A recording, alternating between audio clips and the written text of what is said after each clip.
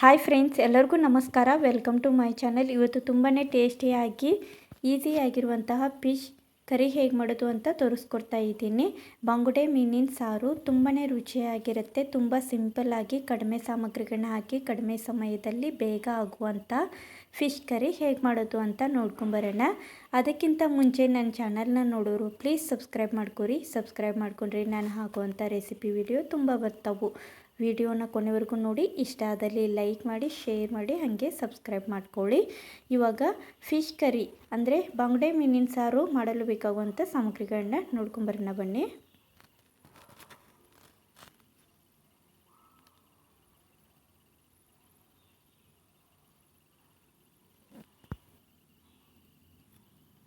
ನೋಡಿ, ಇದು 4 ಬಂಗಡದ್ದು ಈ ಥರ ಸಣ್ಣ ಸೈಜಲ್ಲಿ ಕಟ್ ಮಾಡಿ ಇಟ್ಕೊಂಡಿದ್ದೀನಿ.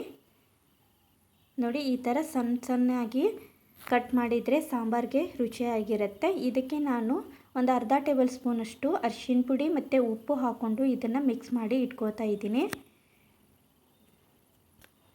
ನಾವು ಈ ಥರ ಮೊದಲೇ ಅರಿಶಿನ ಪುಡಿ ಮತ್ತು ಉಪ್ಪನ್ನು ಹಾಕಿ ಇಡೋದ್ರಿಂದ ಟೇಸ್ಟ್ ಬರುತ್ತೆ, ಅದಕ್ಕೋಸ್ಕರ. ಹಾಗೆ ಒಂದು ತೆಂಗಿನಕಾಯಿ ತೆರೆದಿಟ್ಕೊಂಡಿರೋದು, ಸ್ವಲ್ಪ ಕೊತ್ತಂಬರಿ ಕಾಳು ಅಂದರೆ ಧನಿಯಾ ಕಾಳು, ಒಂದು ಈರುಳ್ಳಿ, ಸ್ವಲ್ಪ ಕಪ್ಪಲ್ಲಿರೋದು ಹುಣಸೆ ಹಣ್ಣು ಮತ್ತು ಬ್ಯಾಡಗೆ ಮೆಣಸಿನ್ಕಾಯಿ, ಹಸೆ ಮೆಣಸಿನ್ಕಾಯಿ ಒಂದು 2-3 ತೊಗೊಂಡಿದ್ದೀನಿ. ಅದಕ್ಕೆ ಮಧ್ಯಕ್ಕೆ ಕಟ್ ಮಾಡಿ ಇಟ್ಕೊಂಡಿದ್ದೀನಿ. ಹಾಗೆ ಸ್ವಲ್ಪ ಕೊತ್ತಂಬರಿ ಸೊಪ್ಪು, ಒಂದು ಈರುಳ್ಳಿನ ಕಟ್ ಮಾಡಿ ಇಟ್ಕೊಂಡಿದ್ದೀನಿ.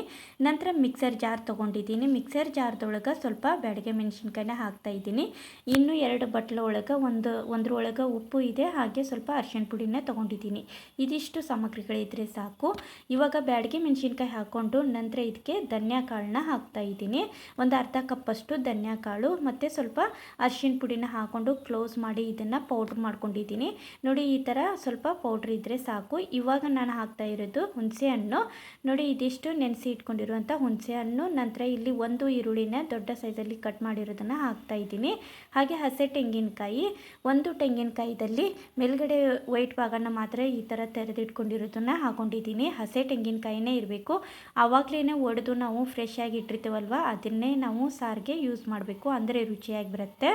ನಂತರ ಇದಕ್ಕೆ ಒಂದು ಅರ್ಧ ಟೇಬಲ್ ಸ್ಪೂನಷ್ಟು ಅರಿಶಿನ ಪುಡಿ ಮತ್ತು ನೀರು ಹಾಕ್ಕೊಂಡು ಕ್ಲೋಸ್ ಮಾಡಿ ಇದನ್ನು ಸ್ವಲ್ಪ ನುಣ್ಣಗೆ ರುಬ್ಕೋಬೇಕು. ಅಂದರೆ ಸಣ್ಣದಾಗಿ ಈ ಥರ ಪೇಸ್ಟ್ ಕತೆ ಮಾಡ್ಕೊಂಡ್ರೆ ರುಚಿಯಾಗಿ ಬರುತ್ತೆ ಸಾಂಬಾರಿಗೆ.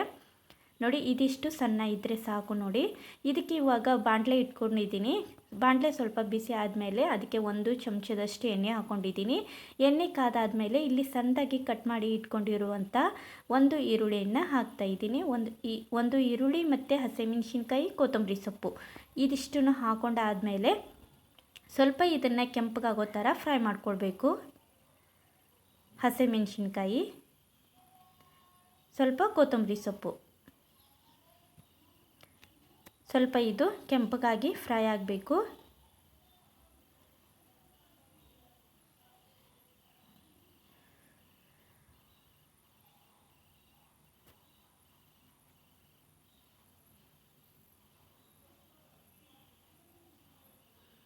ನೋಡಿ, ಸ್ವಲ್ಪ ಬೆಂದರೆ ಸಾಕು. ನಂತರ ಇವಾಗ ಇಲ್ಲಿ ರುಬ್ಬಿ ಇಟ್ಕೊಂಡಿರುವಂಥ ಮಸಾಲನ ಹಾಕ್ತಾಯಿದ್ದೀನಿ. ಮಸಾಲ ಹಾಕ್ಕೊಂಡು ಇದನ್ನು ಸ್ವಲ್ಪ ಮಿಕ್ಸ್ ಮಾಡ್ಕೊಳ್ತಾ ಇದ್ದೀನಿ.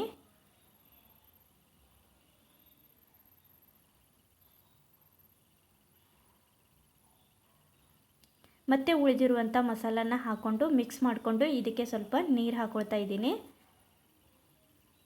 ಈ ಸಾಂಬಾರು ಜಾಸ್ತಿ ತೆಳು ಕೂಡ ಇರಬಾರ್ದು, ಹಾಗೆ ಜಾಸ್ತಿ ಗಟ್ಟಿ ಕೂಡ ಇರಬಾರ್ದು, ಮೀಡಿಯಮ್ದಲ್ಲಿ ಇದನ್ನು ನೋಡಿ ಈ ಥರ ಇದಿಷ್ಟು ನೀರನ್ನು ಹಾಕ್ಕೊಂಡಿದ್ದೀನಿ. ಇವಾಗ ಹಾಕ್ಕೊಂಡು ಇದಕ್ಕೆ ಸ್ವಲ್ಪ ಉಪ್ಪು ಹಾಕ್ತಾಯಿದ್ದೀನಿ. 1 ಟೇಬಲ್ ಸ್ಪೂನಷ್ಟು ಉಪ್ಪು. ನಾವು ಫಿಶ್ಗೆ ಹಾಕಿರ್ತೀವಲ್ವ, ಹಾಗಾಗಿ 1 ಟೇಬಲ್ ಸ್ಪೂನು ಸಾಕಾಗತ್ತೆ. ಸ್ವಲ್ಪ ಮೇಲ್ಗಡೆ ಕೊತ್ತಂಬರಿ ಸೊಪ್ಪು ಹಾಕ್ಕೊಂಡು ಇದನ್ನು ಚೆನ್ನಾಗಿ 1-2 ಸರ್ತಿ ಮಿಕ್ಸ್ ಮಾಡಿಕೊಂಡು ಕ್ಲೋಸ್ ಮಾಡಿ ಕುದಿಯಲಿಕ್ಕೆ ಇಡ್ತಾ ಇದ್ದೀನಿ. ಇದು ಮಸಾಲ 5-10 ನಿಮಿಷ ಇದು ಚೆನ್ನಾಗಿ ಕುದಿಬೇಕು.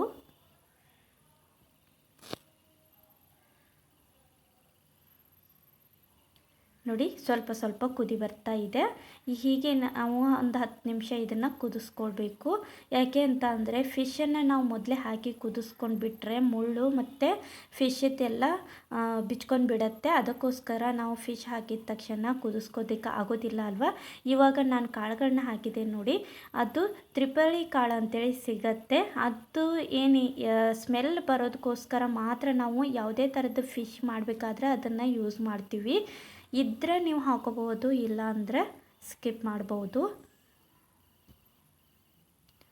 ನಂತರ ಇವಾಗ ಅಲ್ಲಿ ಸಾರು ಕುದಿಬೇಕಾದ್ರೆ ಇಲ್ಲಿ ನಾವು ಇದನ್ನು ಉಪ್ಪು ಮತ್ತು ಅರಿಶಿನ ಪುಡಿ ಹಚ್ಚಿ ಇಟ್ಕೊಂಡಿರೋದನ್ನು ಸ್ವಲ್ಪ ನೀರು ಹಾಕ್ಕೊಂಡು ಇದನ್ನು ತೊಳಿತಾ ಇದ್ದೀನಿ. ನೋಡಿ, ತೊಳೆದಾದ್ಮೇಲೆ ಮತ್ತೆ ಒಂದು 10 ನಿಮಿಷ ಕುದಿಸ್ಕೊಂಡು ನಂತರ ಅದೇ ಇವಾಗ ತೊಳೆದಿಟ್ಕೊಂಡಿರುವಂಥ ಫಿಶನ್ನು ಹಾಕ್ತಾಯಿದ್ದೀನಿ. ಹಾಕ್ಕೊಂಡು ಇದನ್ನು 1-2 ಸರ್ತಿ ಮಿಕ್ಸ್ ಮಾಡಿಕೊಂಡು ಕ್ಲೋಸ್ ಮಾಡಿ ಇಟ್ಬಿಡಿ ಸಾಕು. ಜಾಸ್ತಿ ಕುದಿಸೋ ಅವಶ್ಯಕತೆ ಇಲ್ಲ. ಯಾವುದೇ ಥರದ ಫಿಶ್ ಸಾಂಬಾರು ಆಗಿರ್ಬೋದು, ಪಲ್ಯ ಆಗಿರ್ಬೋದು, ಏನಾದರೂ ಮಾಡಬೇಕು ಅಂತ ಅಂದರೆ ಈ ಥರ ನಾವು ಫಿಶನ್ನು ಹಾಕಿದ ತಕ್ಷಣವೇ ಸ್ವಲ್ಪ ಇದನ್ನು ಕುದಿ ಬಂದಮೇಲೆ ಕ್ಲೋಸ್ ಮಾಡಿಬಿಟ್ಬಿಡಿ. ಯಾಕೆ ಅಂತಂದರೆ ಮುಳ್ಳು ಎಲ್ಲ ಬಿಚ್ಕೊಂಡು ಬಿಡತ್ತೆ. ನೋಡಿದ್ರಲ್ವ, ಸಿಂಪಲ್ಲಾಗಿ ಇದಿಷ್ಟಿದ್ರೆ ಸಾಕಾಗತ್ತೆ. ಬಾಂಗ್ಡಾ ಮೀನಿನ ಸಾರು ಇಷ್ಟ ಆದಲ್ಲಿ ಲೈಕ್ ಮಾಡಿ, ನೀವು ಒಂದು ಸರ್ತಿ ಟ್ರೈ ಮಾಡಿ, ಎಲ್ಲರಿಗೂ ಇಷ್ಟ ಆಗುತ್ತೆ. Thank you. Bye friends, bye.